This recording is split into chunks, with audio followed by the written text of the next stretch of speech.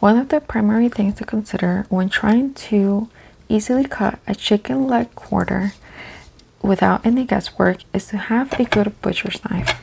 Your butcher knife should have some weight to it. If it's too lightweight, it means that you're going to end up doing more of the labor around your wrist and your arm. Once you have a good butcher knife, then you can start trying to cut your chicken.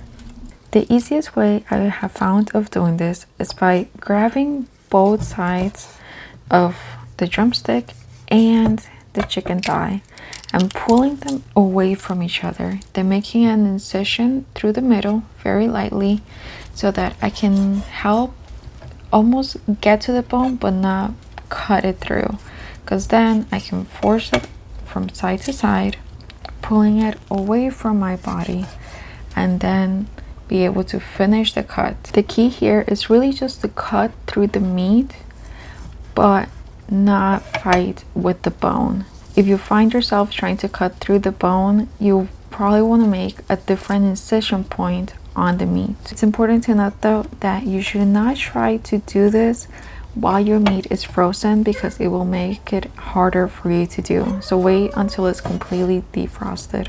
Cutting the chicken while it's still frozen essentially doubles up your time, and the effort of having to pull the two areas separately gets a lot more intense. After you have the two separate pieces, then you have to essentially separate the chicken thigh from the back of the chicken.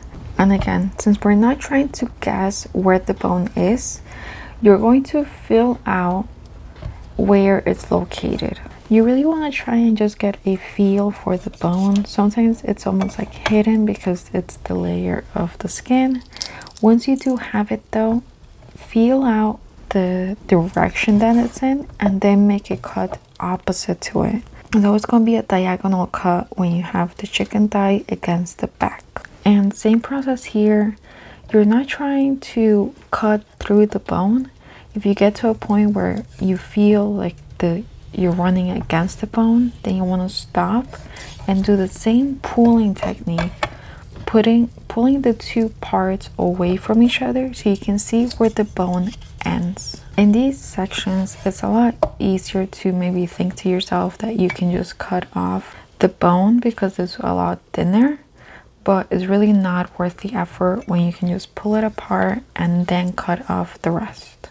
Once you have everything completely separated, so you have a piece of the drumstick, a piece of the thigh, and a piece of the back, then if you're using this for raw dog or cat food and you're gonna put it through the machine to ground it up, you just want to try and take away as much of the excess as possible. So you want to leave enough meat around the bone so that it'll slide easily through the machine, but not leave so much that it's going to get stuck. So the size of the pieces themselves, you should be able to hold them inside of a small fist, almost like making an O shape with your hand, and that's the ideal size. Again, depending on your machine, that's what we have found that works for us and makes it easier for the whole process to go smoothly. Now for the rest of the video, I'm just going to leave some examples of additional cuts that I made for the chicken leg quarters as well as the thighs, because depending on what it is that you find on special, on BOGO, that's what you're going to end up cutting. And all of them are a little bit different, but once you get the hang of it, it's a lot less complicated. So if you have any tips or any thoughts, please be sure to leave them in the comments. And good luck on the raw food journey.